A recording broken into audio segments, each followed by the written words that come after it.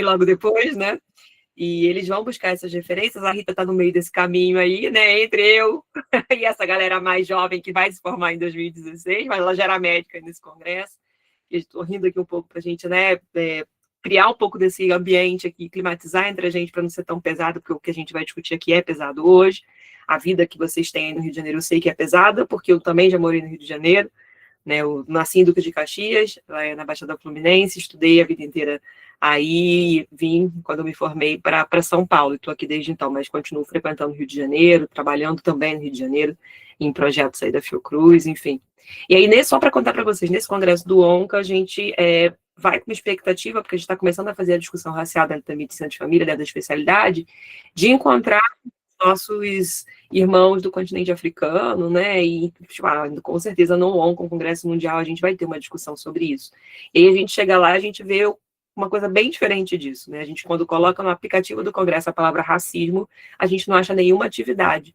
Mas alguém fala assim, não, mas tinha uma atividade que estava sobre racismo, sim, no Rio de Janeiro, e aí quando a gente vai procurar e fuçar bem no aplicativo, o que está escrito lá é fascismo, porque nem admitia a discussão de racismo dentro da medicina de família. A pessoa que digitou era possível, ela teve que corrigir. E aí a gente começa a se organizar lá para fazer essa discussão. A gente conversa, inclusive, com as pessoas de ONCA África, né? Eles nos chamam de irmãos da diáspora, africanos da diáspora, né?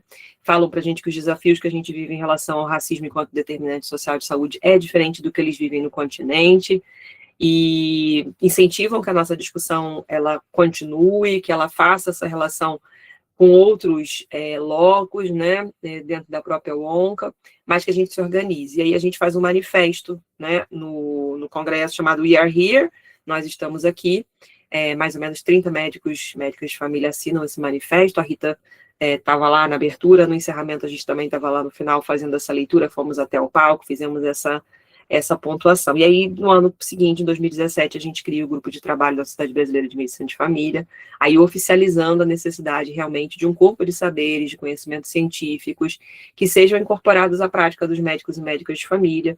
Nosso currículo baseado em competências, ele não existia também a palavra racismo.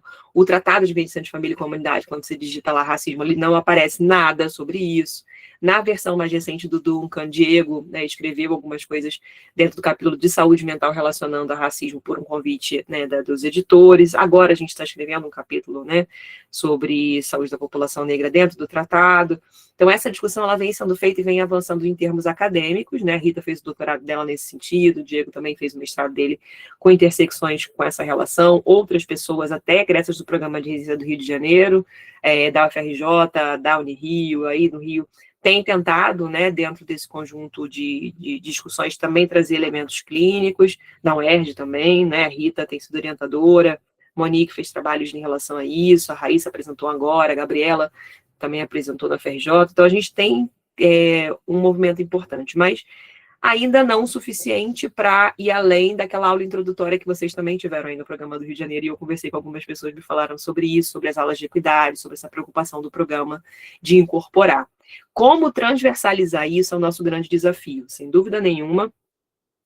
Cada aula, seja saúde da mulher, saúde da criança, saúde do homem, ela tem componentes étnico-raciais que a gente pode trazer. Eu estou falando étnico-raciais aqui porque eu também não posso esquecer as questões relacionadas à saúde indígena e outras etnias, e também outras questões como os próprios quilombolas, como as populações ribeirinhas, do campo, da floresta, de comunidades, favelados, periféricos e várias outras formas aí que a gente tem de olhar e de colocar, né, essa discussão em perspectivas que sejam interseccionadas.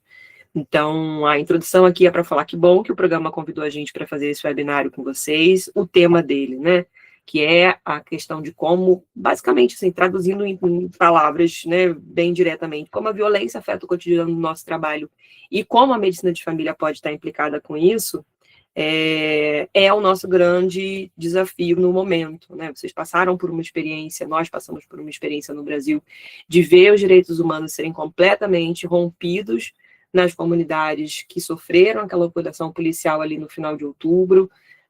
A gente sentiu muito, né, ainda está em luto por uma quebra, né, de processo civilizatório, porque a gente sempre acredita, né, que essa chacina vai ser a última, que as 630 mortes em decorrente de uma operação policial de forma violenta, que atinge incontáveis famílias, moradores, os trabalhadores, que são as vítimas diretas e indiretas dessa violência.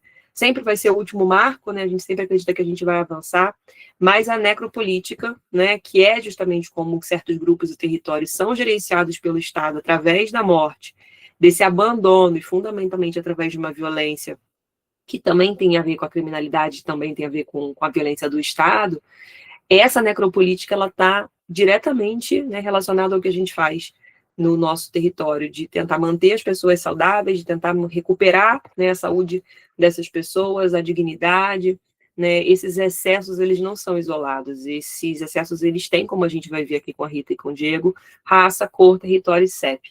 Né? Então, que esse momento que a gente está tendo aqui hoje, ele possa ser o primeiro de muitos que a gente venha a interseccionar, né, aí com raça, com cor, com as outras questões que estão relacionadas aqui ao alvo dessa violência, tá? Então, primeiro eu vou apresentar, né, o Diego.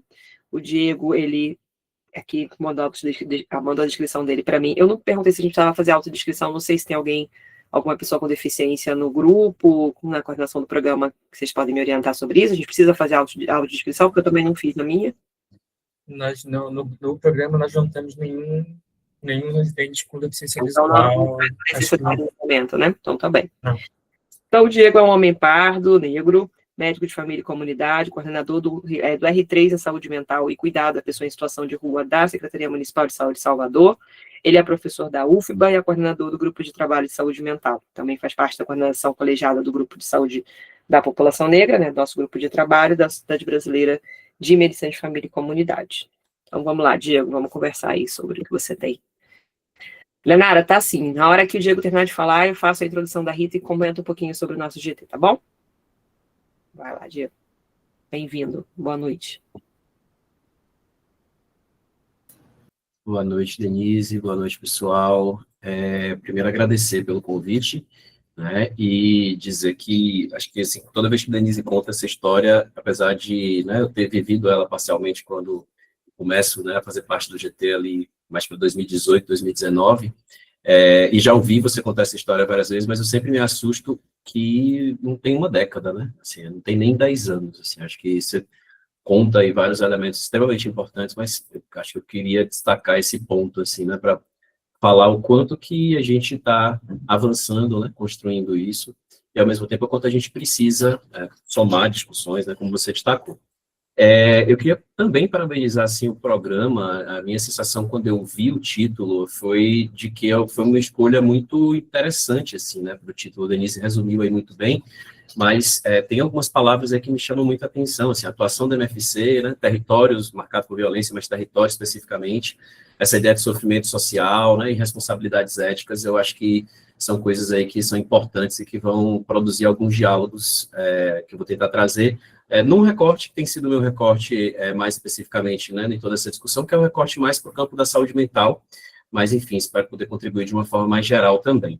E aí, assim, eu acho que toda vez que a gente pensa, né, no papel do MFC, né, o resumo seria talvez essa história de atender de uma forma clinicamente competente e humanizada ou centrada na pessoa, enfim, a partir de um contexto específico, que é o contexto da nossa comunidade, o contexto do nosso território, né?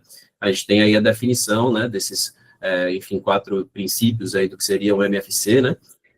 E eu acho que só a partir de pensar um clínico qualificado, isso em alguma medida já nos traz uma sobrecarga cotidiana ali na unidade de saúde, né? O acolhimento, a consulta marcada, a atividade educativa, grupo, reunião, hipertensão, artrite reumatoide, pequeno procedimento, saúde mental, né? Todas essas questões sociais, o racismo, a violência. Então, enfim, né? É uma demanda altíssima, a gente sabe disso, para além, enfim, de toda a complexidade que se agrega ainda mais, né? Considerando que o que acontece hoje nos territórios que são recortados pela violência, como a gente vai discutir, né? E eu acho que, assim, óbvio, né? Ninguém aqui vai discordar disso, que esse clínico qualificado, ele vai ter demandas que são específicas do território, né? Eu posso trabalhar num território que a malária seja uma situação e uma temática importante, no território tem muita gestante, enfim, né? Ou muito idoso, isso vai ser algo que vai precisar moldar a nossa prática, né? Então, essa discussão de território tá aqui um mapinha que eu peguei de um site na internet, nem qualquer, já tem tempo que eu peguei essa imagem, enfim, mas que é muito cara para a gente, né? Todo mundo fez isso em algum momento da residência, a territorialização, ou usa um mapa desse enquanto equipe, né? Mas aqui eu estou trazendo para fazer uma discussão, assim, né, de como que o conceito de territorialização, que é tão fundamental para a saúde coletiva, para a medicina preventiva, para a PS, para a medicina de família, né, e que a gente faz essa territorialização, ou deveria fazer, né, com uma execução cuidadosa, é a base do planejamento do trabalho da equipe, da agenda, processo de trabalho, tudo, né, inclusive para a gente pensar essa clínica, como a gente estava conversando, né, compreendendo como é que as questões socioculturais, as questões raciais, todas essas questões podem estar envolvidas o tempo inteiro no processo de determinação social da doença, mas também como é que a gente vai responder a isso, né? Enfim, é assim que a gente vê o nosso território de uma forma geral, e é uma territorialização que quando pensada aí, né, pela lógica gestora, né, seja a gestão ou nós, os gestores aí da reflexão acadêmica, digamos assim, acaba se organizando em mapas de um território sanitário, né? Mas eu acho que o que a gente vê cotidianamente, e não é à toa que essa discussão está acontecendo, mas que em alguma medida a gente já vê isso, já antevê isso, né?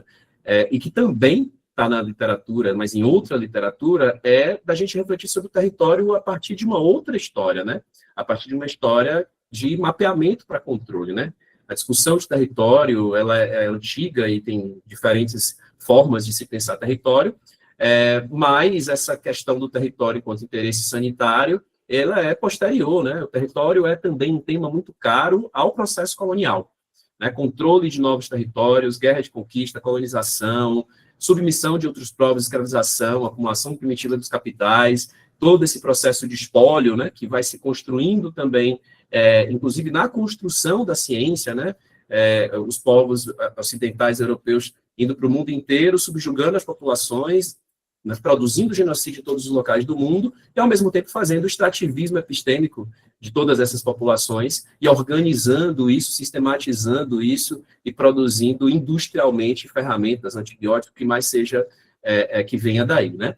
Então, acho que esse ponto é algo que a gente não precisa se aprofundar muito, né, mais do que dos elementos que eu trouxe, mas que a gente vê isso na história do Brasil, né, não precisa fazer uma revisão tão extensa, mas essa é a história do território brasileiro, né?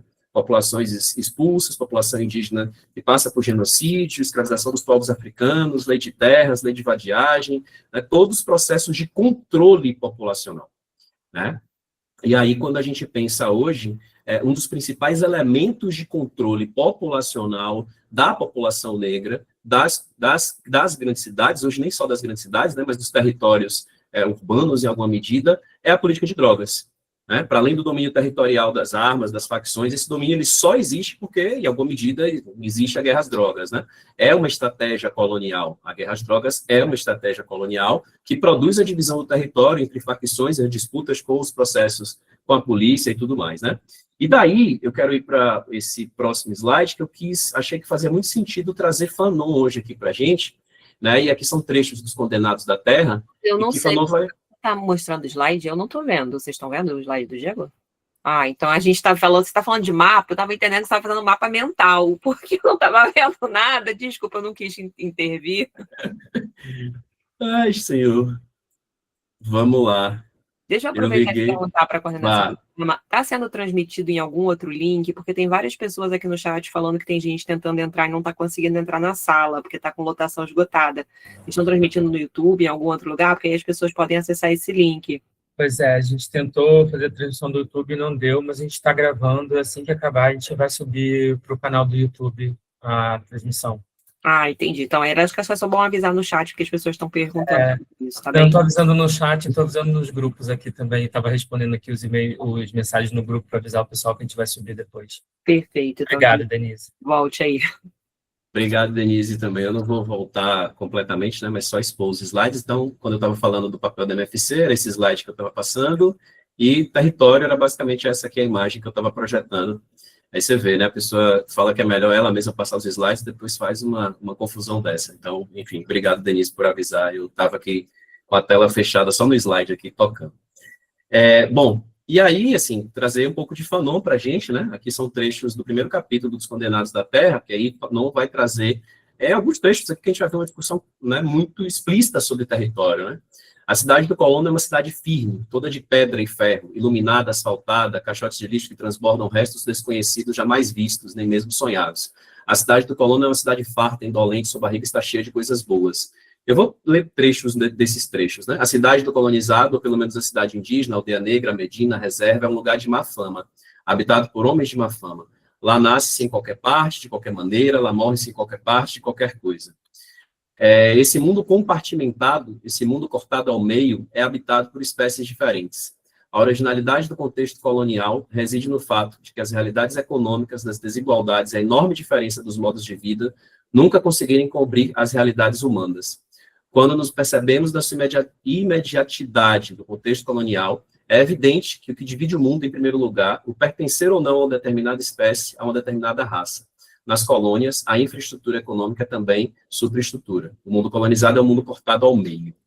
E aí, quando eu estava preparando essa aula, trazendo esses trechos, né, são recortes, eu joguei no Google, né, eu lembrei dessa imagem, joguei no Google, acho que foi alguma coisa mais ou menos assim, favela ou comunidade, bairro nobre, lado a lado.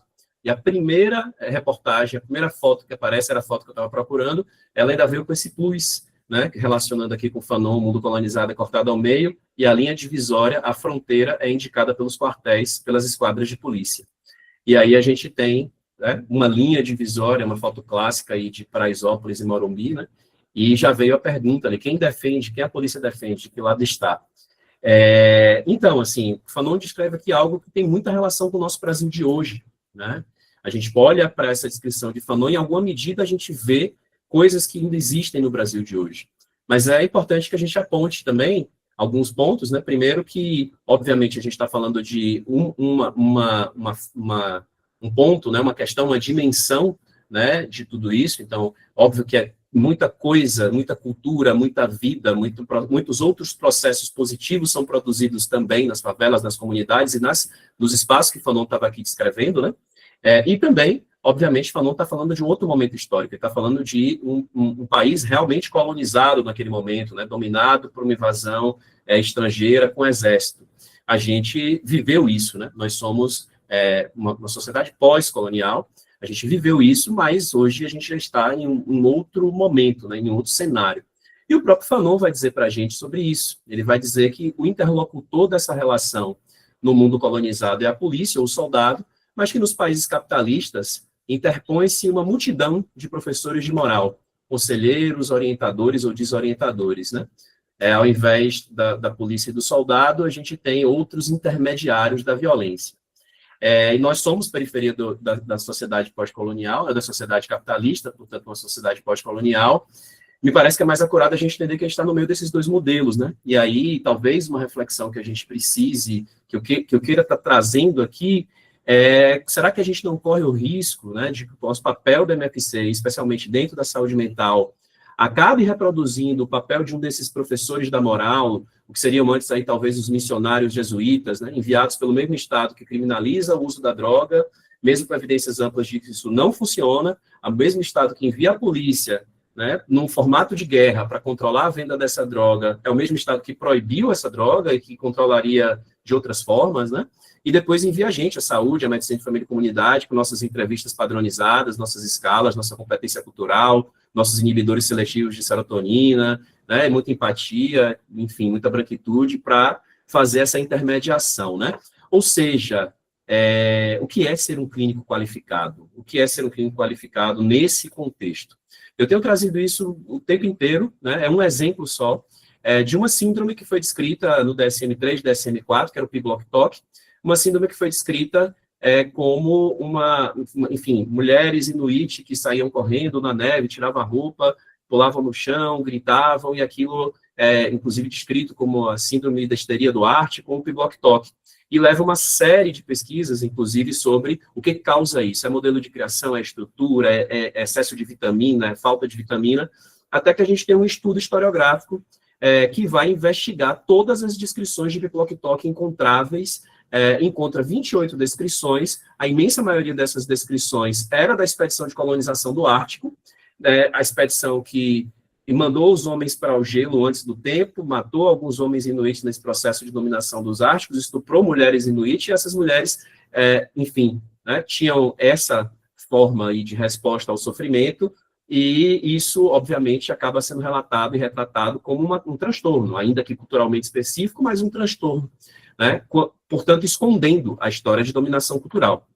E aí eu tenho usado isso para trazer uma discussão sobre como que a gente, em alguma medida, reproduz isso também com os nossos diagnósticos, né? Então, aqui, sintomas, em geral, descritos de uma forma mais simplista do que a gente poderia olhar e pensar muito rapidamente num quadro de depressão, né? E eles estão, assim, descritos de forma simples porque saiu dessa bibliografia aqui, de uma historiadora, dos desgostos provenientes do cativeiro, uma história da psicopatologia dos escravos brasileiros no século XIX. Ela analisa teses de doutorado da UFRJ e da UFBA, e esses termos, essa concepção, estava dentro da tese do Joaquim Manuel de Macedo, que além de dizer aqueles sintomas, descrevendo o banzo, ele também afirmava que o banzo é uma doença mental originada das saudades da pátria, tendo como sede o cérebro, né, e que merece um estudo por ser uma ameaça à economia nacional, reproduzindo a mesma ideia que a gente reproduz hoje da saúde mental global, né, do fardo das doenças mentais, da importância econômica desse tratamento. E isso é para fazer um questionamento, né, claro que é um recurso pedagógico, é anacrônico comparar essas duas coisas, né, isso não é para dizer que a gente não deve, que a gente tem que parar de diagnosticar, que a gente não deva medicar caso seja necessário, né, mas para fazer uma provocação. Imagina se a gente tivesse, nesse tempo histórico, com atenção primária à saúde, medicina de família e comunidade, orientada pelo território, ética, empática, etc., etc., e a gente estivesse construindo a rede de cuidado ao banzo e não estivesse sendo, né, lutando contra a escravidão, por exemplo. E aí a gente já começa a pensar em responsabilidades éticas possíveis, né, porque a própria política de drogas, ela é validada por uma construção muito, né, assim, quase que, não vou dizer exclusivamente, mas parte considerável da lógica que está por trás da política de drogas é operada racionalmente pela medicina, né, construída dentro da medicina. E aí, de novo, né, isso é para dizer que o diagnóstico ele é uma representação da realidade. Esse quadro é um exemplo, é também uma metáfora para falar sobre isso. Né? É um cachimbo que está escrito, não é um cachimbo, porque é uma representação de um cachimbo. Mas a representação dos diagnósticos ela não é uma representação desinteressada. Né, o DSM, assim como o CID, né, que às vezes a gente entra numa falsa polêmica, se o DSM é mais colonial, menos colonial do que o CID, hoje a gente tem quase 80% de equiparação conceitual entre as duas classificações, e o CID, apesar de ser uma classificação internacional, ele, dentro do campo da psiquiatria, é muito influenciado pela psiquiatria inglesa, né, então a diferença aí, enfim, eu não vou me alongar sobre isso. Mas o DSM, ele faz uma aposta, né, que vai buscar critérios objetivos, e essa organização dos critérios objetivos como categorias específicas que agrupariam que poderiam ser eventualmente síndromes.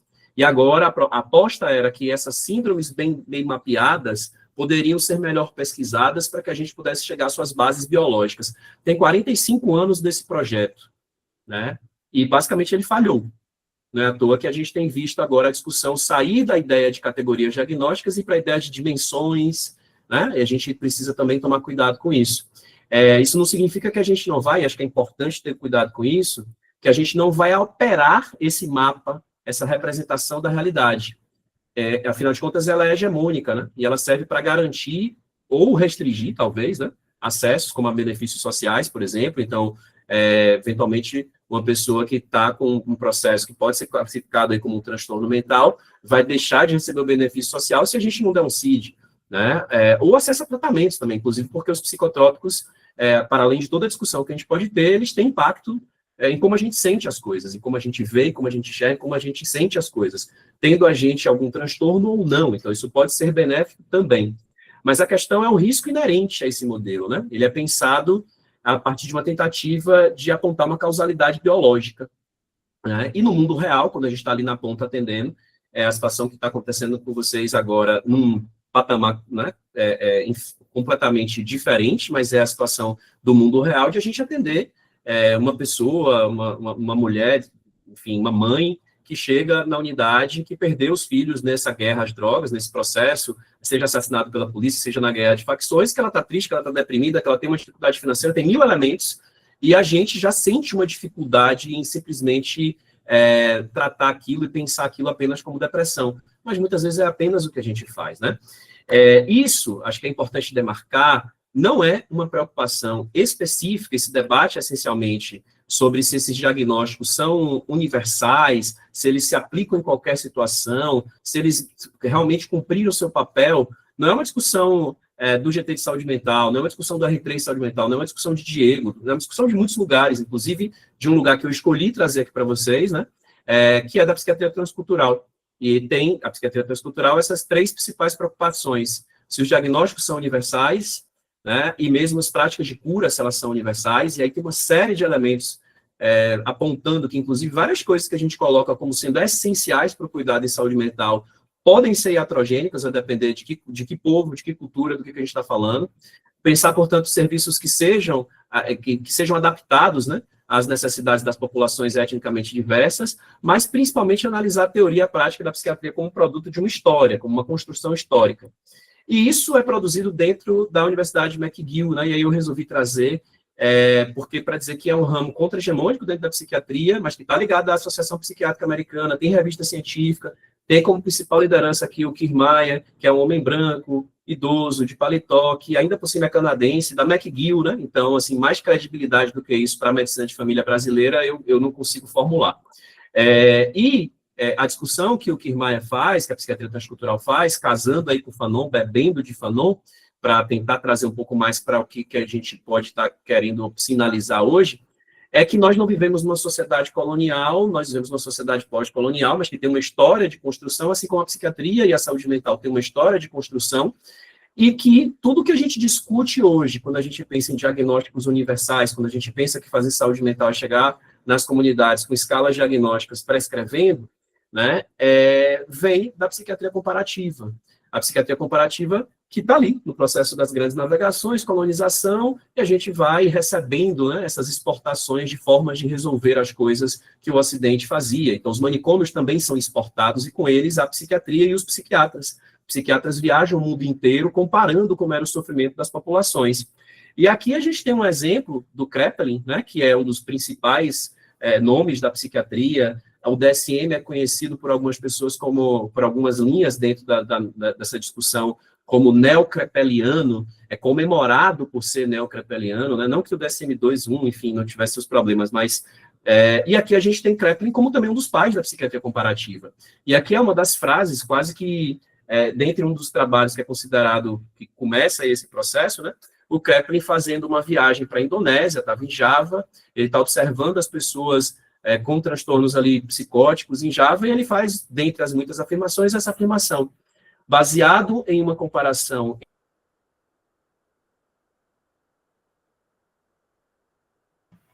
Você travou, Diego. Deu uma travadinha, acho que você tem que ler de novo. Baseado em uma comparação. Foi até onde a gente ouviu. E já aproveitando que eu te interrompi, então já está quase com os 20 minutos, então mais 10 minutos aí no máximo estourando. Tranquilo. Então, né, ele está dizendo isso, que a comparação entre as doenças, do que ele encontrou, que está familiarizado, é que ele encontrou menos características desviantes, e que as características desviantes eram a ausência de delírios entre os javaneses, que poderia estar relacionada a um estágio inferior de desenvolvimento intelectual, junto com a raridade de alucinações auditivas, que pode referir o fato da linguagem ser menos importante, né, entre as populações ali da Indonésia, acabei botando aqui entre nós, e os pensamentos tendem a ser governados mais por imagens do que entre nós, né? Ele está falando que para os europeus a linguagem é mais importante, para os não europeus os elementos sensoriais são mais importantes. E aqui a gente já vê de onde vem, inclusive, a base da ideia de que populações não ocidentais somatizam mais, tem uma série de elementos que surgem daqui. Por que eu estou trazendo tudo isso? Para tentar, talvez, validar a ideia que foi trazida ali no título de vocês sobre a questão do sofrimento social, mas para correlacionar, em alguma medida, dizer que não existe um sofrimento psíquico que não seja um sofrimento social. Né? Não há fato psíquico que opere fora do tecido social, nem fato social que não se inscreva no intrapsíquico. E esse é o nosso contexto. Né? São 60 mil mortes por violência, são 60 mil homicídios anos no Brasil, com, né, quando a gente desagrega esses dados por raça-cor, a gente vai ver o quanto que ele é desproporcional na população negra, essencialmente para os homens negros jovens. Né? E daí, que talvez agora fique mais consolidado para a gente afirmar que, portanto, existe um imaginário social de que certas mortes, como o Denise estava falando quando falava sobre necropolítica, são possíveis e justas, e alguns sofrimentos podem ser invalidados ou patologizados com mais facilidade, né?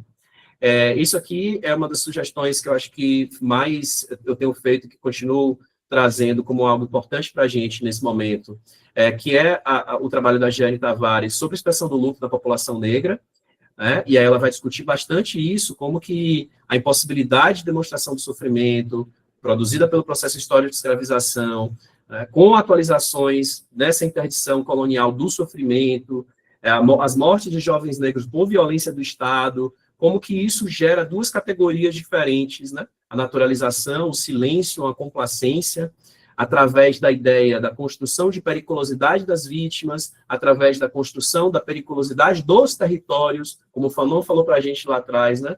Da cidade mal falada, da cidade feia, é nesse sentido que ele está trazendo, né? E o quanto que isso, em outro caminho, vai ser entendido apenas como uma oportunidade de medicar, né? Sobretudo trazendo exemplos de como que a própria literatura sobre luto, não só a literatura psiquiátrica, a literatura sobre luto está eivada de considerações racistas sobre, aqui esse trecho é um trecho que vai trazer, por exemplo, que nossas populações elas vão estar mais acostumadas com a dor e com a perda e com a morte, vão sofrer menos, porque isso é mais normal, bem como o quanto que o processo social de interdição desse luto, da impossibilidade de que as pessoas consigam aí elaborar esse luto pelas consequentes violências que vão acontecendo, é o que vai estar o tempo inteiro chegando nas nossas unidades, né, sendo aqui uma injustiça social, sendo mais uma vez uma revitimização produzida pelo racismo, que é o que vai bater na nossa porta, na nossa unidade. E aí a pergunta é como é que essas pessoas chegam na nossa unidade de saúde? Pensando agora de uma forma mais crônica no nosso território, né? Será que essa pessoa carrega com ela a certeza que ela não vai ser julgada? Que dentro da USF não existem pessoas, a gente tem certeza que não tem pessoas ali que talvez questionem o direito ao sofrimento dessa pessoa? Quantas pessoas vão pensar que talvez o filho dela fosse envolvido mesmo, ou que sabia que ele era envolvido, e que por ser envolvido, aquilo é justo, né? Que, como se a gente tivesse pena de morte no Brasil. Se esse é o pensamento hegemônico na nossa sociedade, né? Que a gente viu, inclusive, com as pesquisas, será que é tranquilo entrar na unidade de saúde com todas as outras questões que a gente trouxe? E daí, encaminhando para o final, eu tenho mais 3 slides, a importância de que a gente compreenda que há aqui, né, se raça não é um conceito biológico, se raça é um conceito político-social, organizado né, de uma forma nova, digamos assim, de uma forma mais importante para a nossa discussão hoje, para o gerenciamento da realidade colonial, para a construção do novo sistema mundo de exploração, ainda que cada pessoa hoje não seja responsável pelo que aconteceu lá atrás, mas esse sistema de poder ele continua se perpetuando de várias formas, né? Ele se perpetua na forma como a gente presta cuidado. Nós somos também médicos, como estava dizendo no primeiro slide, onde é fundamental a relação médico-pessoa. Então, quais elementos de todo esse processo estrutural, considerando que a maior parte dos trabalhadores de saúde são pessoas negras, mas a maior parte dos médicos são pessoas brancas, como é que todo esse processo estrutural, social, racial, conforma sofreres, conforma psiquismos, conforma formas de se relacionar, conforma formas de exploração.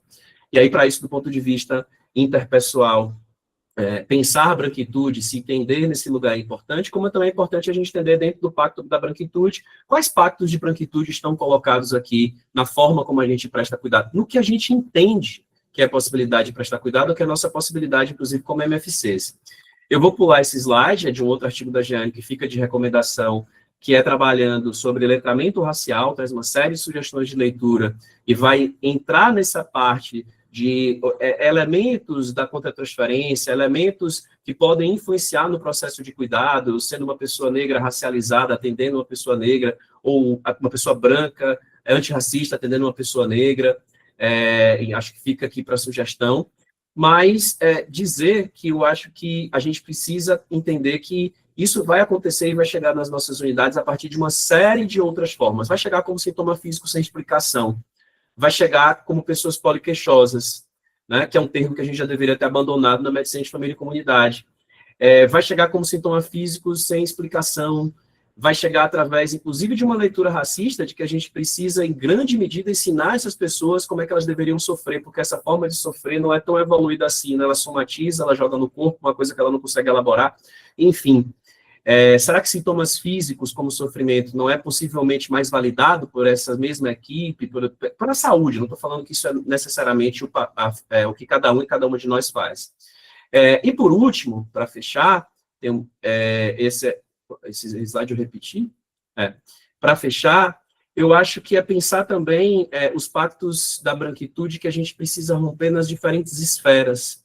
A gente está falando de uma rede que não discute o seu território a partir desses conceitos que a gente trouxe. A gente está falando de uma medicina de família e comunidade que produz muito pouco nesse caminho. A Denise citou sobre o tratado, né, sobre a própria, o Duncan.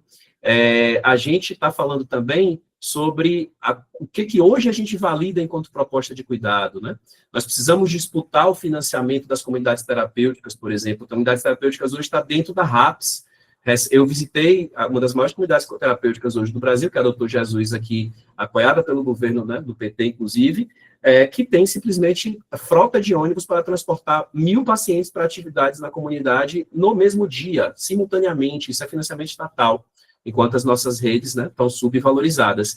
E, essencialmente, eu acho que a medicina de família e comunidade, isso é papel, que a gente pode, não necessariamente dentro da unidade, mas pensar isso, mas pensar isso também para fora da unidade, né, como que a gente precisa, começar a discutir uma nova política de drogas, né? A política de drogas que leva à militarização dos territórios, que reforça a necessidade de uma militarização da polícia, que gera violência na comunidade, ela é a causa importante de tudo isso que está acontecendo. E a criminalização das drogas, ela é vaticinada pela medicina, vaticinada pela psiquiatria e muito pouco contradita pela medicina de família ou por qualquer outro setor. Então, tem uma série de outras questões aqui que talvez estejam menos relacionadas com a gente. Renda básica universal a gente não vai fazer, mas talvez apontar a necessidade, né, do como que nós precisamos pensar processos como esse, para evitar, inclusive, que seja necessário alguém ter um diagnóstico para ter algo que deveria ser um direito seu, para acessar um BPC, né? Enfim, são as diferentes questões aqui que eu achei que poderiam, em alguma medida, dialogar de um ponto de vista mais teórico, para que a gente possa ir ouvindo a Rita e, no debate, também tentar caminhar num sentido mais prático no futuro. Obrigado, gente. Perfeito, Diego. A gente que agradece, né, porque eu acho que para todos nós, mesmo a gente, né, tenho certeza que eu e Rita aqui, que estamos super avançadas nesse debate, que a gente sempre aprende coisas novas, ouvindo outros referenciais e tentando fazer, né, justamente essa correlação entre o que a gente aprende na medicina e o que a gente pratica nessa medicina de família que a gente diz que é tão diferente assim, né. Uma das críticas que a gente no GT tem construído, né, ao longo desse tempo é assim, do quanto a gente mesmo nos congressos, quando a gente faz atividades, os espaços eles enchem, né, as pessoas vão lá, participam, elas, né, entendem a importância de discutir raça. A gente nem começou a fazer a discussão hoje aqui pelo básico. A gente já sabe que vocês tiveram aulas que permitiram que vocês entendessem o que é ser pardo, o que é ser negro, o que é ser preto, sabendo que negro é a junção de pretos e pardos, que vocês já entendem por que o racismo existe, e essa questão da institucionalização do racismo enquanto uma reprodução, né, nas instituições brasileiras de uma estrutura que foi moldada e baseada nessa questão da escravização e dessa transformação das pessoas negras dentro da hierarquia social em pessoas que são subjugadas de todas as formas, né, como trabalhadoras, subjugadas na precarização, subjugadas a partir de um lugar de ser mais feio, de ser esteticamente, né, desagradável, de ser associado à bandidagem, aos estereótipos negativos em relação às pessoas que são malandras, às pessoas que roubam, às pessoas que são os traficantes, às pessoas que reproduzem o que é de pior na sociedade. Então, a gente entende que é necessário, né, e o Diego faz bem essa ponte entre a saúde mental e a psiquiatria, muitas vezes na medicina de família, ao incorporar, né, transversalmente, conteúdos da pediatria, da própria ginecologia e obstetrícia, da psiquiatria de forma crítica, essa questão de que parece que no MCCP a gente tem uma agenda médica, que é a tradicional, aquela que é baseada no biopoder, e a agenda do paciente, que é só essa transposição de uma leitura nossa, médicos de família que somos bacanas, que queremos ouvir as pessoas, seus sentimentos, ideias, funcionalidades, expectativas, e aí nós nos tornamos os médicos white saviors, né? Aqueles médicos que a gente tenta transformar, melhorar um pouquinho aquilo que a medicina tradicional traz, mas pegando o melhor da medicina tradicional em termos de conduta, em termos de, né, uso de ferramentas para aplicar. E aí a gente fica, né, nesse território que é marcado, né, como o McQueen dizia, por uma cisão, né, entre o biopsicossocial e entre essa questão dessa transcendência, mas ao mesmo tempo a gente no Brasil parece que não conseguiu ainda entender a responsabilidade que temos como médicos e médicas de família e comunidade de estabelecer novos paradigmas, novas discussões. A gente tem alguns grupos de trabalho da sociedade brasileira que reúnem médicos de família e comunidade que tentam propor discussões mais contemporâneas e adequadas à nossa realidade. Foi assim com o surgimento do GT de saúde da população negra, é assim com o surgimento do GT de gênero, diversidade, sexualidade e direitos, né, que também participamos ali ativamente, eu, Rita, da fundação. É assim com o GT de Mulheres na Medicina de Família e Comunidade, né, que tenta trazer a discussão, principalmente o carro-chefe da discussão dos direitos sexuais e reprodutivos, do aborto, né, dessa questão. Não era nem para isso que a gente se reuniu, né, a gente, como médicas de família e comunidade, a gente queria se reunir para discutir a nossa vida, né, como é que a gente sofria violência de gênero constantemente nos espaços da medicina de família, o sexismo, né, a não presença de mulheres em espaços de poder na sociedade brasileira, apesar de sermos a maioria, mas fomos arrastadas pelas demandas e necessidades de discutirmos uma pauta que era emergente. O que o Diego está trazendo aqui, né, em relação a, por exemplo, a questão da luta contra a guerra contra as drogas e uma necessidade, por exemplo, talvez da sociedade brasileira tomar mais um posicionamento polêmico, além da defesa, né, da descriminalização do aborto, além dessas questões que toda vez que aparece tem uma chacina, alguma questão racial, a gente vai lá e se manifesta. Quem sabe não está na hora da gente pensar em discutir a legalização das drogas, né? Não só da forma medicina canábica, onde a gente vai lá, abre um consultório, faz uma especialização para ganhar dinheiro com dor, né? Porque a gente também está se especializando como médicos e médicas de família cada vez mais no manejo dessas dores, que são manifestações somáticas, mas que a gente reconhece, que a gente tem biologicizado aí com a necessidade de fazer acupuntura, com a necessidade de fazer liberação miofacial, com a necessidade de fazer a prescrição canábica. A gente precisa ampliar um pouco mais, né? A gente tem feito esse movimento, né? Quem sabe é uma discussão que a gente está fronteiriça ainda e que a gente vai precisar ampliar ainda mais. E aí eu prometi que eu falaria no intervalo, né, sobre a participação dos GTs, tanto GT de saúde da população negra, quanto GT de saúde mental, GT Mulheres na Medicina de Família e Comunidade.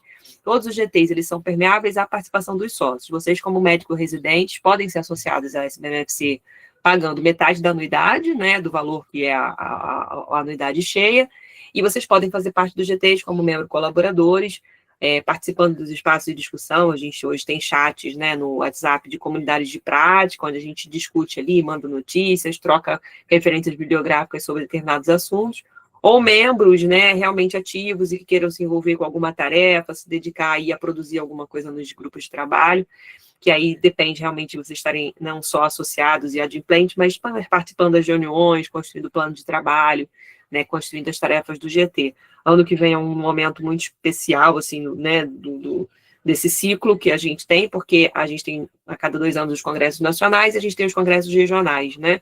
Então, novamente, a gente vai ter congressos regionais ano que vem, congressos estaduais ou regionais, e aí a gente aumenta a quantidade de possibilidades de ida, né, encontros, espaços, a produção aí de novos olhares, e aí depois a gente tem em Porto Alegre em 2027, né, completando aí 10 anos a fundação do GT de Saúde da População Negra. A gente vai estar lá em Porto Alegre fazendo, nesses 10 anos aí que o Diego comentou, parece que foi ontem, a gente só vem ganhando cabelo de branco, né? Mas o legal é que tem gente se renovando o tempo todo e trazendo outros olhares também para essas discussões.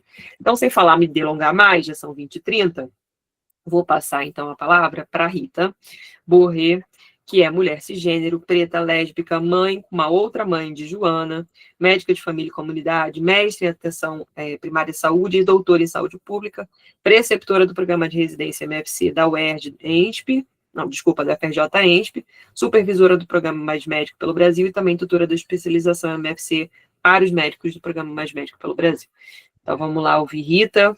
Eu já sei que ela vai falar bastante, então se preparem aí, anotem o caderninho de vocês, os casos que ela vai trazer, muita coisa que vai tá aí na nossa prática, nessa dinâmica aí, tá bom? Vamos lá. Obrigada, Rita. Não esquece de compartilhar isso. Não faz que dê um bom fim e começa a falar. Boa noite a todas, a todos e todes. É um prazer estar aqui com vocês, falando sobre esse tema, que é um tema muito caro para mim. Bom, eu acho que vou fazer um movimento de resgatar um pouco da história da MFC e da Residência em Medicina de Família e Comunidade na Antídio Dias da Silveira, que é a unidade que fica no Jacarezinho, né? A gente é uma unidade que teve residência em 2015, quando fui para lá. E a gente manteve a residência lá até 2019. E aí o que aconteceu foi que em 2019 acharam que era prudente retirar a residência de Medicina de Família e Comunidade do Jacarezinho, porque era um território com muita violência. Era um território onde talvez não fosse interessante fazer Medicina de Família e Comunidade.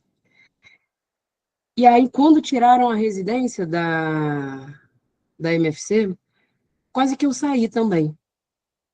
Mas eu não consegui sair naquela época. Eu não consegui sair do lugar onde eu estava, da equipe onde eu estava, da comunidade onde eu estava, e talvez isso tenha sido muito importante. Eu sou uma das poucas médicas de família e comunidade que estão há mais de 10, no município do Rio de Janeiro, que estão há mais de 10 anos na mesma equipe de saúde da família. E essa minha fala hoje, ela é uma fala que vai trazer só conhecimento que o território me deu. Só conhecimento que a longitudinalidade permitiu, porque o território me ensinou. E 2 anos depois, a gente conseguiu trazer de volta a residência de Medicina de Família e Comunidade, porque a gente acha profundamente importante estar nos lugares onde a violência se estabelece como estratégia de descartabilidade das pessoas. Eu preciso começar minha fala lembrando uma coisa que a gente sabe, mas a gente esquece. Saúde é um direito constitucional no Brasil. E falar que saúde é um direito constitucional esbarra no seguinte problema. Nem todo mundo no Brasil tem a sua cidadania reconhecida. Nem todo mundo no Brasil tem a sua condição de humano reconhecida. Quando a gente fala da população negra brasileira, a gente está falando de entre 70% e 80% das pessoas que usam exclusivamente o SUS. Quando a gente está falando da população negra brasileira, a gente está falando da maioria das pessoas que a gente atende e que, teoricamente, a gente tem o compromisso de garantir saúde como direito. Quando a gente não está lá, o que a gente está fazendo também é negando cidadania, é negando direito. Então, hoje a gente tem a residência em Medicina de Família e Comunidade. Hoje, o Jacarezinho tem uma questão extremamente importante. A gente continua sendo uma das unidades que mais fecha por conta do acesso seguro. Mas a gente não tem dificuldade de lotar profissionais médicos, enfermeiros, dentistas, equipe multi na unidade, porque a gente tem uma unidade comprometida com garantia de saúde como direito. Embora a gente tenha certeza que é impossível garantir saúde num contexto de necropolítica e violência. E aí, eu queria começar a minha fala fazendo uma homenagem ao território que tanto me ensina e que tem me ensinado e que está me permitindo conversar com vocês hoje. Esse território do Jacarezinho que eu escolhi não trazer na forma que todo mundo conhece, que é um monte de arma para lá, um monte de arma para cá, um monte de operação policial, mas esse Jacarezinho que vibra sabedoria, que vibra conhecimento, que vibra a necessidade de saúde e dignidade. Esse Jacarezinho que sofreu uma chacina em 2021, e essa chacina não foi importante o suficiente para a nossa sociedade se mobilizar, e o que aconteceu foi que, pouco depois, agora em 2025, a gente teve uma nova chacina. E olhar para o que aconteceu e como não foi suficiente para mudar faz com que a gente olhe para o presente e pense o que a gente vai fazer hoje para evitar que daqui a 4 anos a gente tenha uma nova chacina ainda maior na cidade do Rio de Janeiro. Então, quando o Diego chama a atenção de como a gente vai se posicionar, é porque não se posicionar é ser conivente com o que está colocado. E o que está colocado é a morte como horizonte para a maioria das pessoas negras que a gente conhece, que a gente atende. Eu decidi, nessa fala de hoje, trazer alguns casos, algumas situações que vivenciei e que me ensinaram um tanto. E queria compartilhar com vocês um pouquinho desse caminho, dessa trajetória. Primeiro, eu queria dizer, é engraçado isso, né? Eu não conversei nada com o Diego, mas a gente caminhou por referenciais teóricos diferentes para trazer ideias muito parecidas. Quando a gente fala, né, em territórios marcados por violência, eu vou resgatar a ideia de Lélia Gonzalez, quando ela diz que no Brasil existem territórios racializados como brancos e territórios racializados como negros. E nos territórios racializados como negros, as instituições do Estado têm papéis diferentes. A instituição de segurança pública, por exemplo, em territórios racializados como brancos, tem a função de proteger a população. Em territórios racializados como negros, a segurança pública tem a função de amedrontar, de encurralar, de garantir que essa população circule o mínimo possível pela cidade. E nessa circulação, que seja feita com medo. As instituições de arquitetura e urbanismo não têm qualquer compromisso com a garantia de qualidade do viver nos territórios racializados como negros. Os serviços de cultura e lazer, quando existem, são extremamente raros. Os serviços de educação são extremamente sucateados. E a gente é capaz de viver numa cidade onde uma bala que nunca é perdida entra dentro de uma escola e ninguém acha isso um absurdo. A cidade continua funcionando. Mas essa escola era na Maré. Porque se fosse num território racializado como branco, isso jamais seria naturalizado. A ação dos serviços da assistência social são completamente diferentes. Quem é que recebe visita do conselho tutelar se não vacina o filho? Quem é? A tese de doutorado da Camila, que é uma das coordenadoras e fundadoras do GT, discute isso. Quem é que tem medo do conselho tutelar? Não são as famílias que vivem em territórios racializados como brancos. A justiça tem uma função completamente diferente em territórios racializados como negros. E aí eu queria perguntar para vocês, qual tem sido o nosso papel? Qual tem sido a ação da saúde nos territórios racializados como negros?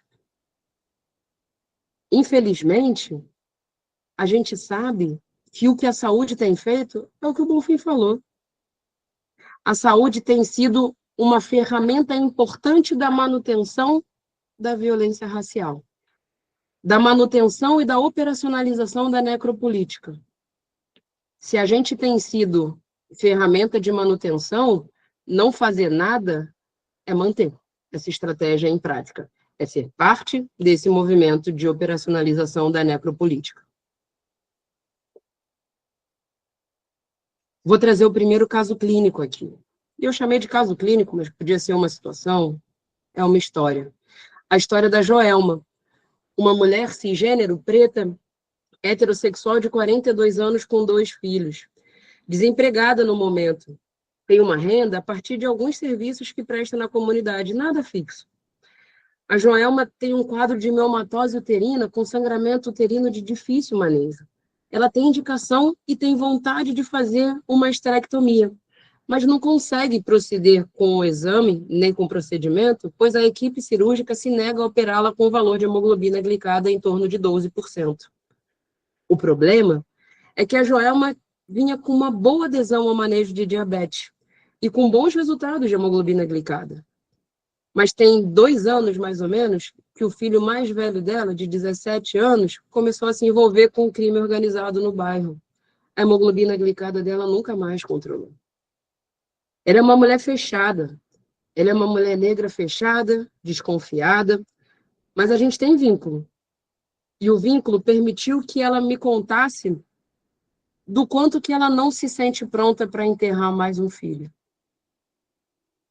E a Joelma me ensinou muito sobre a gente consegue pensar em todas as mulheres que tiveram os filhos assassinados pelas operações policiais violentas que acontecem nos nossos territórios.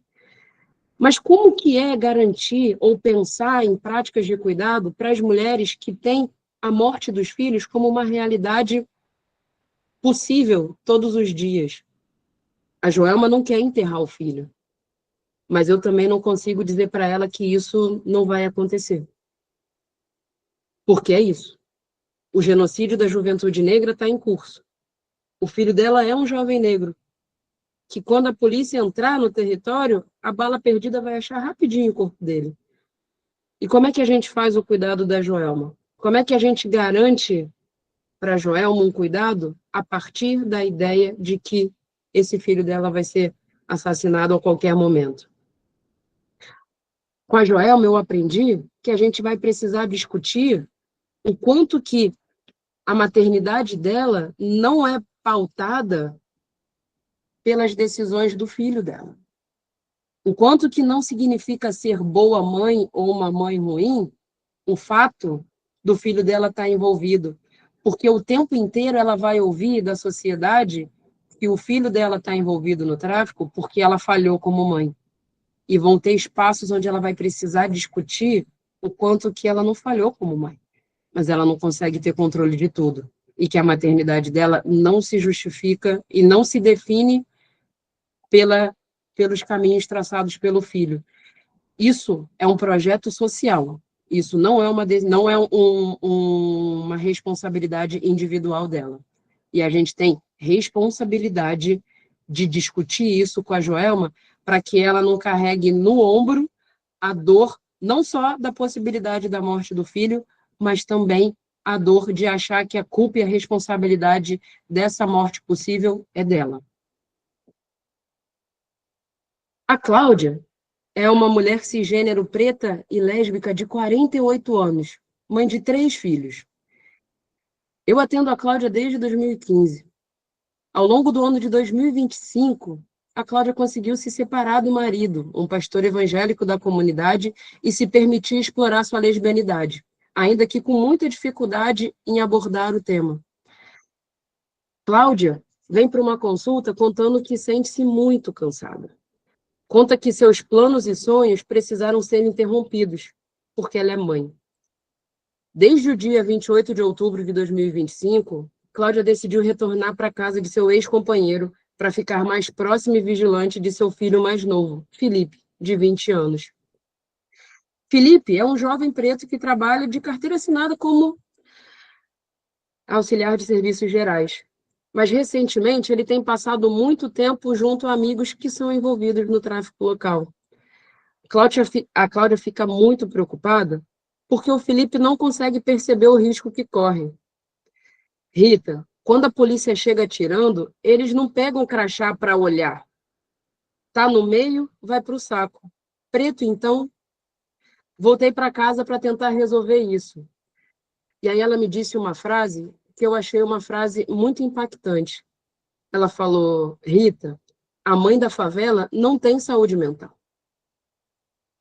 Como que tem saúde mental num contexto onde a sociedade está empurrando o tempo inteiro o seu filho para se envolver no tráfico, para uma morte presumida? Qual é a saúde mental que se espera dessa mulher? E caso isso aconteça, ela vai ser culpabilizada. Caso isso aconteça, ela vai ser responsabilizada. E essa frase da Cláudia, ela me marcou muito. Porque quando a gente pensa em garantia de direitos, garantia de saúde, a gente tem que parar para pensar a partir daí. Que garantia de direito a gente está oferecendo para a Cláudia, quando a gente não consegue sequer imaginar saúde mental nesse contexto? Vou passar o próximo aqui, porque a Denise falou que eu vou falar muito. Aproveitando, eu vou te avisar que são 20h45, tá? Então já tem 15 minutos. Joia. Paulo é um cara cisgênero, branco, heterossexual de 56 anos. Ele vem lá de Pato Branco, na Paraíba, e trabalha como auxiliar de cozinha no restaurante no Leblon. Ele vem numa consulta falando de uma sensação de aperto no peito e um bolo na garganta que está incomodando ele de uma maneira muito intensificada no último mês. Ele está com medo de ter um infarto, como aconteceu com o pai. O Paulo tem um risco cardiovascular baixo. Suas queixas não se relacionam com alimentação ou esforço físico.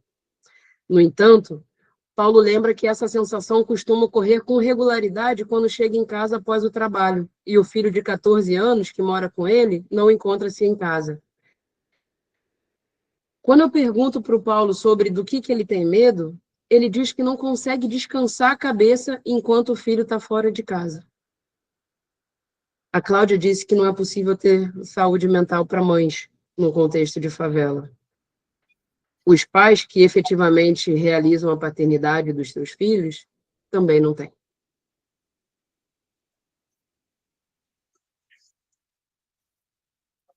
A Bruna e a Kelly, elas são duas das mulheres mães que tiveram os filhos assassinados numa operação policial na favela do Jacarezinho, lá em 2021. As duas ajudam na condução de um grupo de cuidado de mulheres e famílias que tiveram os filhos assassinados pela violência do Estado, o grupo das mães do Jacarezinho. No preparativo para o que era o 4º encontro do grupo, as duas viraram para mim e sugeriram que seria melhor a gente fazer o encontro fora da unidade básica de saúde. Rita, vamos fazer esse encontro fora daqui da clínica. E aí eu achei estranho e perguntei para elas por quê. A Bruna falou que o espaço da clínica é um espaço no qual não se sente segura e acha que não é só ela que se sente assim. A Kelly concordou e disse que ir até a clínica quinzenalmente tem sido bastante difícil. As duas propõem que o encontro próximo seja num espaço neutro no território. E quando elas falaram isso, eu me toquei que a gente precisa entender que a unidade básica de saúde, ela é um serviço oferecido pelo mesmo Estado que assassinou o filho delas. Por mais que seja confortável para a gente, que a gente queira passar a ideia de que a unidade básica de saúde, que a clínica da família é um espaço confortável, para muitas das famílias de jovens assassinados pelo tráfico, não é um espaço confortável. Se a gente não prestar atenção nisso, a gente não vai garantir acesso para essas famílias, para essas mulheres. Porque se a gente está sentado no consultório esperando elas chegarem, elas não vão chegar. Então, a gente precisa prestar atenção no fato de que esse território que para a gente é tão confortável, esse espaço dentro do território que para a gente é tão confortável, é um espaço de violência para a maioria dessas famílias. E que se a gente quer fazer um cuidado em saúde para elas, a gente vai precisar sair do nosso consultório. A Vera é uma das mulheres que participa do encontro das mães do Jacarezinho. No encontro com ela, você identifica a necessidade de agendar uma consulta, porque tem muitas questões de saúde para serem manejadas. Conversando um pouco sobre o contexto familiar e comunitário de Vera, a mesma se emociona ao lembrar do filho. Rapidamente, Vera seca as lágrimas e pede desculpa por estar chorando. Conta que não gosta de falar do filho assassinado pela polícia. Morre de saudade dele e, mesmo que tenham se passado 4 anos, ainda não consegue falar sobre ele sem chorar. Eu lembro que quando eu atendi a Vera, eu não conseguia entender por que ela estava pedindo desculpa por estar chorando. Mas ela me explica. A Vera conta que logo depois do assassinato do filho, foi mandada embora de seu emprego, pois toda vez que ouvia notícias sobre a chacina do Jacarezinho, não conseguia não se emocionar e chorava. A patroa dela, na época, demitiu dizendo que não é de bom tom ter você chorando aqui dentro. E aí eu queria lembrar para vocês que a maioria dessas mulheres, dessas famílias, não tem a sua dor validada. Não tem o seu luto sequer reconhecido. Como é que é para uma mulher que teve um filho assassinado, a maternidade interrompida, precisar dizer desculpa por estar chorando? E se a gente não prestar atenção e garantir cuidado para essas mulheres, elas não vão falar sobre isso. Elas têm medo de julgamento, elas têm vergonha, elas se sentem culpadas, então a gente vai precisar achar estratégias para garantir o cuidado delas. Não sei se eu vou conseguir trazer todos os casos, vou trazer mais um então, só. Quando você chega na unidade básica de saúde, Fátima, uma de suas agentes comunitárias, pede para conversar com você. Fátima é uma mulher cisgênero, preta, lésbica e está muito agitada, andando de um lado para o outro do consultório. Quando perguntada do motivo para estar assim, ela diz: "Ai, Rita, desde que teve essa chacina, minha filha, Luísa, de 13 anos, não dorme mais e não me deixa dormir. Ela escuta qualquer barulho na rua e acha que é um tiro que vai matar o pai dela. Eu mesma não aguento mais falar com meu ex do quanto isso tem impactado nossa filha, mas eu não tenho governabilidade sobre isso." E quando eu atendi a Fátima, eu me toquei de duas coisas. Primeiro, que o que acontece numa operação policial dessas que mostra o quanto que a população que vive em territórios racializados como negros são destituídas da condição de humano, o quanto que essas operações vão afetar de maneira direta e indireta o território inteiro, e não só aquele território racializado como negro. Todos. Mesmo antes do Cláudio Castro ir na televisão falar que tem mais 10 operações por vir. Mesmo antes disso, o que aconteceu na Penha afetou todos os territórios racializados como negros, no Rio de Janeiro e no Brasil. É um lembrete da descartabilidade da vida dessas pessoas. E a outra coisa que aconteceu quando eu atendi a Fátima foi que eu precisei lembrar novamente que, por mais que eu tivesse profundamente afetada pelo que aconteceu na chacina, a minha experiência é completamente diferente dela. Ela também é uma trabalhadora da unidade básica de saúde, mas a experiência dela com a morte não se compara com a minha. E eu preciso pensar numa estratégia de cuidado para ela.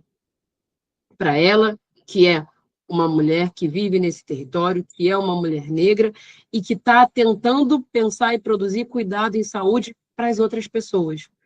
Não dá para a gente achar que cuidando de quem cuida é botar todo mundo no mesmo saco e achar que a gente vai cuidar igual. Porque as pessoas são afetadas de maneira muito diferente pela violência, e a gente precisa olhar para isso. Aí. Vou trazer o último caso aqui, que é o caso do João. O branco de 19 anos que mora no Jacarezinho.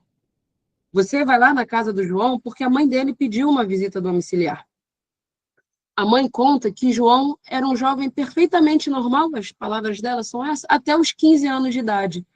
Mas desde janeiro de 2021, mais ou menos, ele simplesmente parou de sair de casa. Deixou de estudar e só tem amigos virtuais. Que ele tem alguma doença, alguma coisa precisa explicar o comportamento desse menino.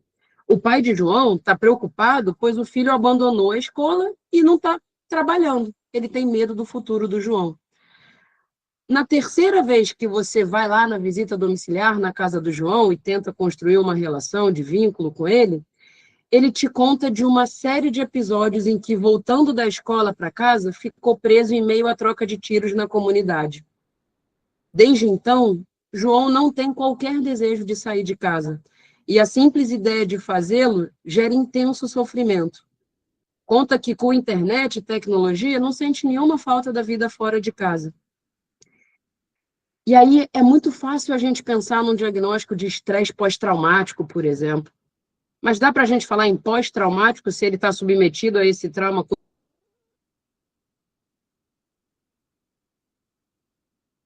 cotidianamente, vai continuar submetido a esse trauma? Esse diagnóstico vai ajudar a gente. Como é que a gente vai construir com ele uma possibilidade de viver, de existir, dentro e fora de casa, considerando todas as experiências que ele teve e as que ele ainda vai ter? de novo, sem falar com o Bonfim, eu achei que era muito importante, assim como ele, colocar aqui quais são os princípios da medicina de família e comunidade. A gente, enquanto MFC, é um clínico qualificado. A relação médico-paciente é fundamental para o desempenho do médico de família e comunidade. A nossa atuação é influenciada pelo território e pela comunidade. E uma das que eu acho mais importantes, o médico de família e comunidade é um recurso da população. A gente atua a partir das necessidades, das prioridades e das demandas dessa população. E aí, a coordenação do programa faz um convite para a gente refletir sobre as nossas responsabilidades éticas. E aí eu coloquei aqui algumas das questões que eu acho que são fundamentais da gente fazer. A primeira responsabilidade ética é de lembrar que saúde é um direito constitucional. E isso não é simples. A segunda, a gente precisa fazer notificação de violência. As situações que a gente vê, o impacto que essas situações, que essas violências têm na saúde da população, precisa ser traduzido em números. Porque número gera política pública. Se não tem número, não tem política pública. Então, quem está nesse território, se não está fazendo notificação de violência, está sendo conivente com a manutenção dessa violência. É um absurdo a quantidade ridícula de notificação de violência que a gente tem no município do Rio de Janeiro, um dos territórios mais violentos que a gente tem no país. É muito importante a gente saber, para a gente conseguir informar quais são os direitos, como é que eu acesso à justiça, como é que eu acesso uma série de possibilidades de renda, de apoio jurídico, de como é que eu percebo violações dos direitos humanos quando a polícia entra na minha casa sem um mandado de segurança, quando não tem câmera. Informação é poder. E se a gente não compartilha informação, mais uma vez, a gente está sendo conivente com a manutenção da violência. A gente pode pensar o que a gente quiser, mas a gente tem responsabilidade de acolher sem julgamento. A gente tem responsabilidade ética de acolher sem julgamento e garantir saúde como direito para toda a população. Então, se você concorda, se você não concorda, se você acha que bandido bom é bandido morto, isso é um problema seu da clínica para fora. Na clínica, você tem responsabilidade ética de garantir saúde como direito para toda a população. Se a gente não fizer vigilância e monitoramento das famílias afetadas direta e indiretamente pela violência do Estado, sabe o que vai acontecer? A gente vai receber a notícia de perdemos mais uma das mães do Jacarezinho. Puxa, mais uma que a gente perdeu, porque elas não vão buscar a unidade básica de saúde. Se a gente não for até elas, elas vão ficar perdidas. E, mais uma vez, o Estado vai estar negando para elas o direito ao luto, o direito ao sofrimento e o direito à saúde. A gente tem responsabilidade ética de pensar e construir junto a saúde dos trabalhadores, racializando esses trabalhadores, entendendo que o território é fundamental no processo de saúde e adoecimento desses trabalhadores. Eu coloquei essas responsabilidades éticas e eu queria trazer uma sinalização para vocês, porque a gente está em dezembro. E o que aconteceu comigo, eu não quero que aconteça mais uma vez. Peraí. Em dezembro, a gente tem, e vocês sabem disso, um monte de propaganda bonita de família feliz na televisão. Para quem teve a família totalmente destruída e destituída pela violência do Estado, dezembro não é um mês de felicidade. Dezembro é um mês de dor e sofrimento. Assim como é maio, que o capitalismo comemora o Dia das Mães. Para essas mães que tiveram sua maternidade destituída, esse é um dos meses mais difíceis do ano. E sabe o que costuma acontecer nessa época? As famílias descompensam mais. Essas mães descompensam mais. Em 2023, a gente perdeu 2 mães do Jacarezinho no Natal. Então, talvez seja um mês especialmente importante da gente garantir essa vigilância, esse monitoramento, estar perto e garantir acesso. Gente, sem me delongar muito, era isso que eu queria trazer, um pouquinho dessas vivências, e aí estou aí para a gente conversar, para a gente debater junto. Obrigada.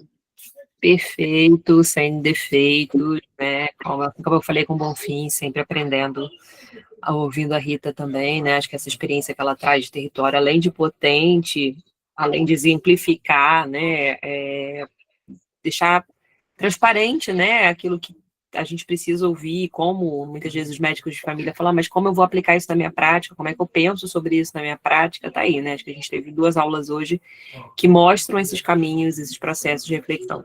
Eu acho que toda vez que a gente discute, né, método clínico centrado na pessoa, e a gente tem a possibilidade de usar, né, os atributos da medicina de família, usar a nossa perspectiva como médicos e médicas de família e comunidade para entender e interpretar situações, se a gente racializa o cuidado, se a gente realmente entende a origem daquelas questões que a gente está trazendo, ou mesmo quando a gente não entende, né, a gente busca ampliar esse repertório, o que a gente produz acaba sendo mais fidedigno, né, acaba sendo mais honesto, acaba sendo mais responsável, acaba sendo mais ético, como foi a proposta do programa em trazer esse debate hoje aqui. Bom, a gente tem, né, a Rita e o Bonfim ficaram nos 30 minutos direitinho, a gente não conseguiu começar exatamente no horário ali, mas a gente conseguiu aí ganhar esses minutos preciosos. A coordenação falou que se vocês quiserem, a gente tem mais aí uns 15 minutinhos para fazer algumas perguntas e encerrar com as considerações finais deles a partir de perguntas que vocês fizerem.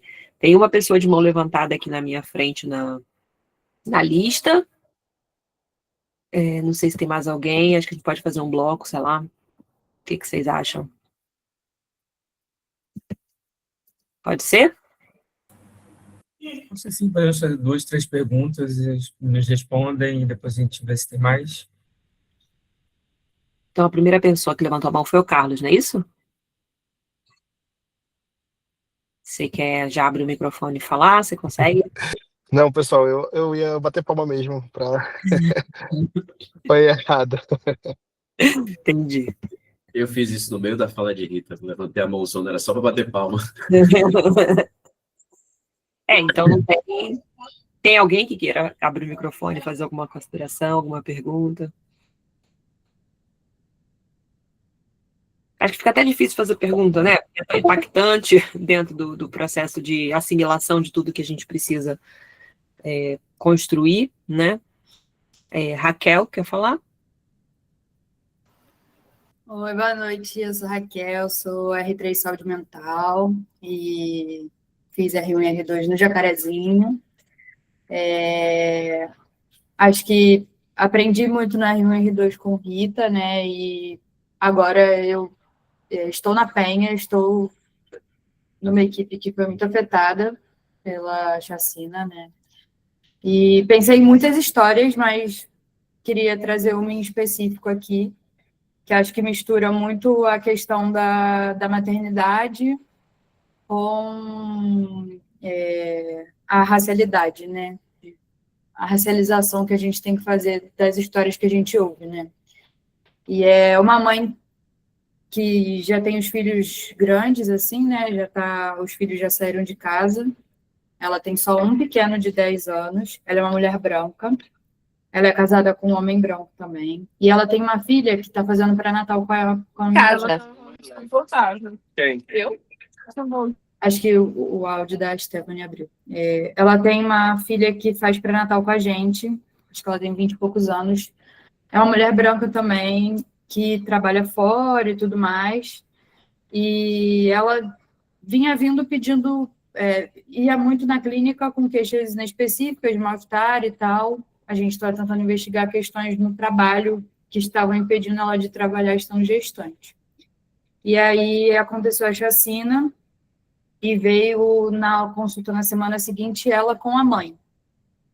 E a mãe foi contar que elas moram todas muito próximas, assim, na mesma rua mora ela numa casa com o marido e o filho de 10, 11 anos. Na frente mora a filha com o companheiro, e o companheiro da filha é um homem negro. que nunca tinha vindo em consulta, é um homem que não frequenta a clínica. Ele trabalha fora, de carteira assinada, e na casa ao lado também mora a avó dos meninos e mãe dessa senhora que veio na consulta com a gente. E aí ela contou que quando ela acordou, o marido já tinha saído para trabalhar, ela ficou com um filho e eles estavam ouvindo muitos tiros, caiu a energia e era o dia que eles iam fazer compras, que eu esqueci agora a data exata, mas acho que foi dia 28 que aconteceu.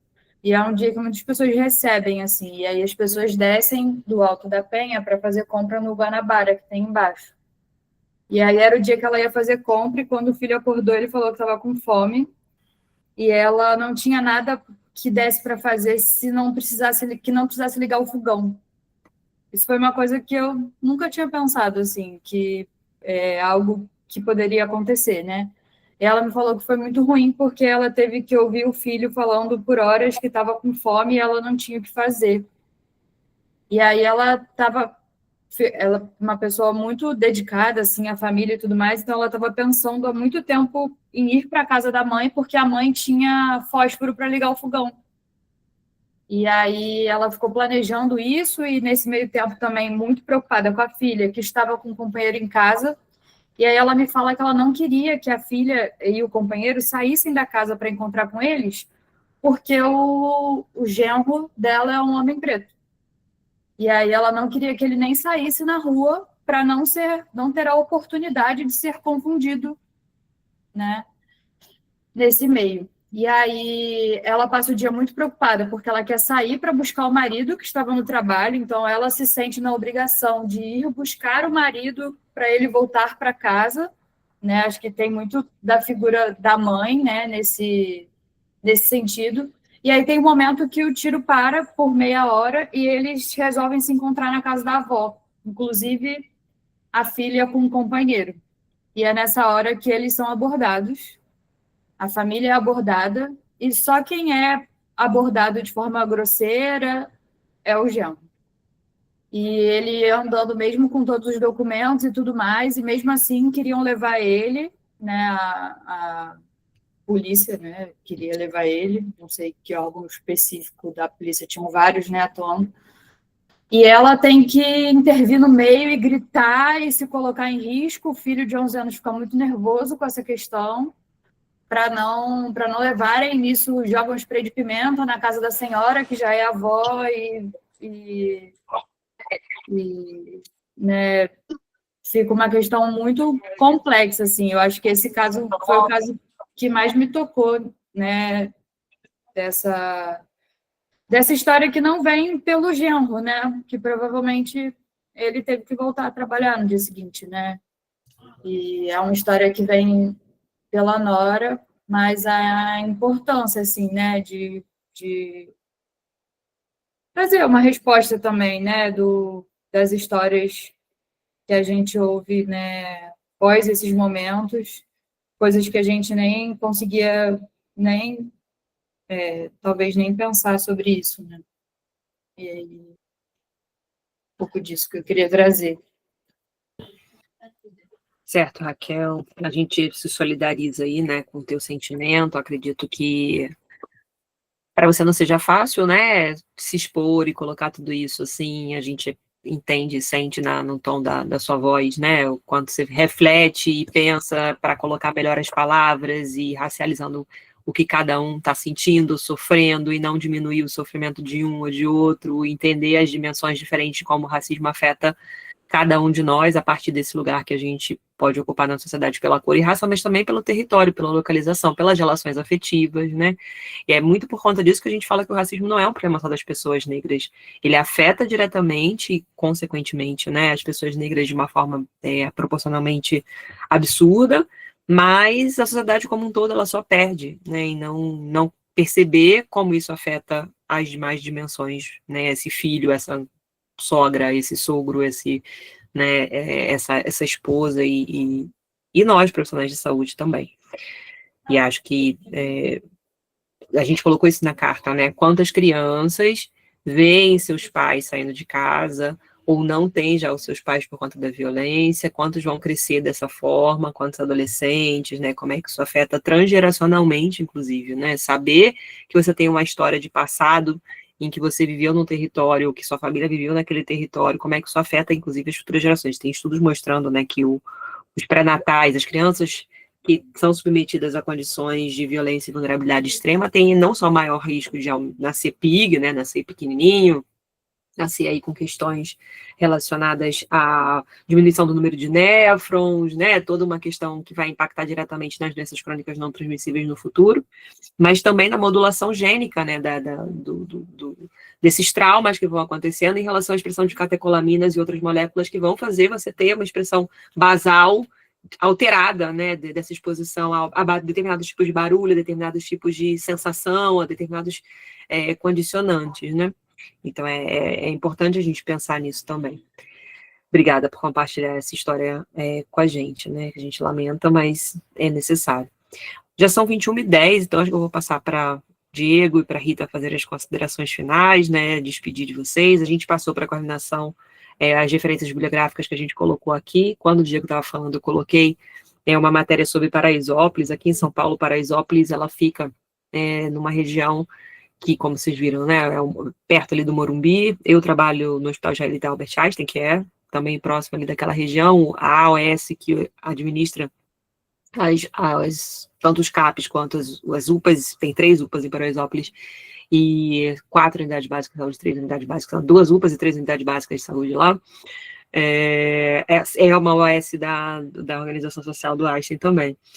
E, recorrentemente, a gente tem tido situações de violência em que a gente tem que interromper as aulas de internato, né, a preceptoria do internato no território também. Não é algo que é incomum aqui, né? Às vezes as pessoas veem São Paulo na televisão e pensam que é uma realidade muito distinta do Rio de Janeiro, e, de fato, não é. Até eu coloquei essa matéria, porque em julho desse ano a gente teve, né, problemas de assaltos e assassinatos de pessoas no entorno da favela de Paraisópolis, e aqui tem sido também, né, essa construção da política de segurança pública com as câmaras policiais, mostrando claramente que os policiais, eles entram realmente e cometem violações diversas nessas comunidades, né? Então, é algo que a gente pensa muito no Rio de Janeiro, mas São Paulo também existe de uma forma bem mais oculta, eu acho, até, do que, né, menos revelada, assim, do que a gente conhece, né? Então, vai lá, Diego, vamos encerrar aí. Suas considerações finais, obrigada pela participação. Oi, então, agradecer também a coordenação do programa pelo convite, agradecer a Denise pela moderação, enfim, sempre cuidadosa, sempre acrescentando, né, não apenas no cuidado com a gente, mas também no cuidado com quem está no espaço, para além de quem está falando, e também no cuidado teórico, né, fazendo costuras. Eu acho que uma moderação rica é isso. Agradecer, Rita, pela troca, e realmente, né, é um elemento que chama atenção, né? A gente faz uma discussão por caminhos teóricos muito próximos, mas ao mesmo tempo referências diferentes, e ao mesmo tempo não combinamos nada, ao mesmo tempo combinou-se tudo, né? Isso não é uma coincidência, né? Enfim. Agradecer vocês, né, pela participação. Tem muita gente aqui, dá para perceber que é um tema que, enfim, está mobilizando, né? E acho que também me colocar numa posição de solidarizar, assim, né? Eu acho que é uma realidade que, como o Denise trouxe, São Paulo, a gente aqui em Salvador também vive situações muito semelhantes, cada vez mais semelhantes, né? Com o adicional, eu não sei, nem sei se diz assim, adicional, mas da surpresa da gestão municipal, né? A gestão municipal, ela tem estado surpresa nos últimos 2 anos com o processo de, enfim, né, de como que as facções têm chegado aqui, as outras facções têm chegado aqui, sendo que isso é um movimento que está visível em Salvador há pelo menos uma década, né? Basta a gente olhar para o território, né? Enfim, que acho que é uma das coisas que a gente estava discutindo aqui.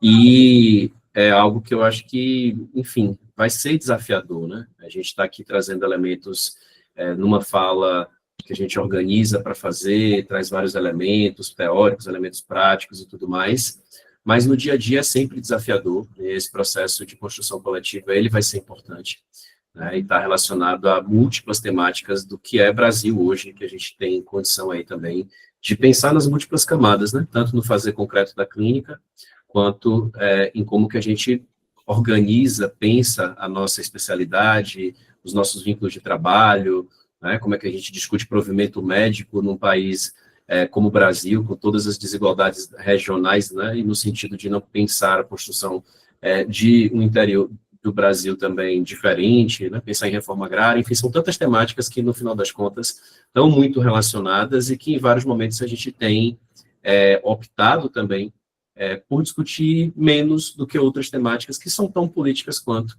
né, enfim, como saúde global, por exemplo, né, ou como a própria questão da saúde planetária, que várias vezes é discutida também sem a devida racialização dos processos, né, enfim, isso também é papel da gente, né, e é entender que não será fácil, né, por conta da aula de hoje, e que a gente está aqui para contribuir no que, enfim, nos momentos que a gente foi convidado e ao longo do processo de construção junto também, estou à disposição para os próximos espaços ou para conversar com quem precisar também aí mais individualmente, a gente pensar em outras possibilidades. Até fazer aulão conjunto, hein? Juntar aí Rio de Janeiro, com Salvador. A gente tem feito no R3, fizemos umas duas aí também no programa regular, nos programas regulares, né? Acesso mais seguro aí, o pessoal fez para a gente. Desculpa, e só sinalizar isso, assim, realmente, Denise, eu acho que passou da hora da gente pensar enquanto sociedade de entrar na discussão de políticas de drogas de uma forma mais direta, mais concreta mesmo, assim, né? Acho que isso não tem como mais a gente ficar só na discussão de canabinoide mesmo, não, né? Que nem maconha a gente chama, né? Canabinoide, mas enfim. A gente faz a limpeza de tudo, né? Nem fala que a maconha era tratamento de banzo, né? A gente tira o tratamento do banzo e comercializa para tratar outras questões de quem provocou o banzo. Vamos lá, Rita. Irides, eu acho que, para mim, é um movimento muito importante quando o programa de residência médica organiza um seminário com essa temática. Se propõe a refletir e a pensar sobre qual é a nossa responsabilidade ética enquanto estando nesses espaços, né? Porque a gente usa esses espaços. A medicina tradicionalmente usa corpos negros para aprender, e a gente também usa corpos negros para aprender, e o quanto que nesse processo a gente tem se permitido aprender com os territórios. A gente adora falar em Paulo Freire, todo mundo tem camisa de Paulo Freire, broche de Paulo Freire, mas, de fato, estar no território, aprender com as pessoas, se permitir ser afetado e mexer na forma como a gente produz conhecimento a partir do conhecimento das pessoas, não é nada fácil.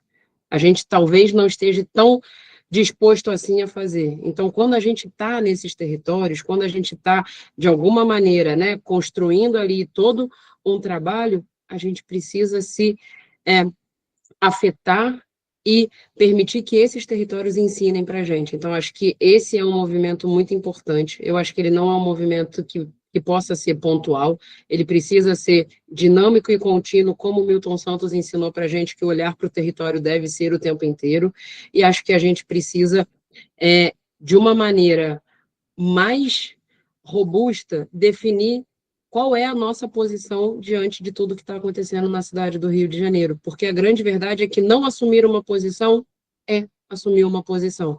E se a gente assume, então, uma posição, a gente vai agir de maneira que confirme qual é a nossa posição. Se a gente acha um absurdo o que aconteceu na chacina, a gente age denunciando o absurdo que foi a chacina. Se a gente acha um absurdo, mas não faz nada em relação a isso, é um absurdo conivente que faz com que a cidade continue andando da mesma maneira. Então, acho que era isso. Queria agradecer pelo convite, agradecer pela oportunidade de estar aqui e ouvir Diego, e ouvir Denise, e pensar junto, porque eu acho que a gente avança quando a gente troca, quando a gente pensa junto. As nossas realidades são muito diferentes, porque a gente está em territórios diferentes, mas elas também têm muita aproximação, então aquilo que um está fazendo lá longe pode fazer sentido no território que eu estou aqui, então essas trocas, elas permitem que a gente avance enquanto medicina de família e comunidade, produzindo uma medicina de família e comunidade para o Brasil. Eu acho que isso é muito importante. Obrigada, gente. Fantástico ouvir vocês, que bom que, né, a gente conseguiu estar aqui hoje, nessa noite de 3 de dezembro, agradecer, então, né, não só pela parceria, mas pela oportunidade de construir essa luta junto com vocês, e a gente, né, vem aqui porque a gente acredita no poder pedagógico desse processo e de trazer vocês, né, tem mais 105 pessoas aqui na sala junto com a gente, de serem pessoas nessas trincheiras também nas quais a gente luta, né, que sejam multiplicadores aí desses debates, dessas temáticas, né, que pensem de um jeito racializado as condutas que vocês tomam, as decisões, né, que vocês têm tomado também no dia a dia da clínica de vocês. E acho que, assim, deixar também à disposição os grupos de trabalho, né, acho que tanto de saúde mental quanto de saúde da população negra, para poder fazer essas interfaces aí também, né, a gente tem produzido algumas coisas no sentido principalmente da branquitude, né, a gente tem dentro do grupo de trabalho de medicina de família, de saúde da população negra, um grupo de interesse especial discutindo a questão de como eu, como pessoa branca, não eu, Denise, né, nós, falando desse outro lugar, mas como pessoas brancas envolvidas no cuidado podem fazer diferença, podem produzir, né, outras coisas. Então, a gente teve uma aula na semana passada no MED Ensina, o MFC Ensina, que a Daiane Cordeiro, né, que está fazendo o doutorado, o mestrado dela nessa temática, fez, falando sobre como isso afeta, então acho que, né, complementando aí também, quem quiser procurar lá, sobre isso é relevante, é importante, materiais que a própria Giane, que é uma psicóloga, mas que é componente do GT de Saúde da População Negra também, desde a fundação, também tem produzido, a gente, né, tem trabalhado essas questões nos congressos, vão estar nos próximos eventos, e é isso, gente, uma boa noite para todos nós, que a gente possa descansar, porque amanhã tem mais.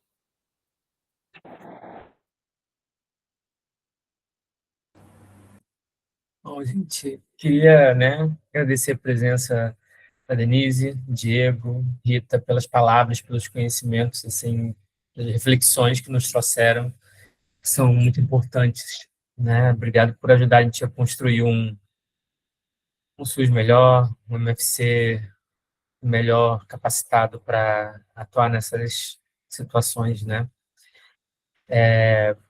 Obrigado a presença de todos e queria agradecer aqui também esse esforço de construir esse espaço, também envolver os preceptores do programa, identificar essas necessidades, que ajudaram a gente a pensar nos nomes. Então, deixar aqui muito orgulho de poder dividir com vocês essa especialidade de médico de família e ver pessoas tão importantes assim, e muito orgulho também, vou puxar saco dos meus preceptores e dos residentes aqui que ajudaram a gente construir esse espaço. Muito obrigado, gente, pela presença de todos, e boa noite. Estamos aí abertos para próximas parcerias, aulas conjuntas, vamos ficar muito felizes em participar disso tudo. Parabéns para vocês aí pela iniciativa. Obrigado, gente. Boa noite, gente. Fiquem uma ótima noite, uma ótima semana para todos.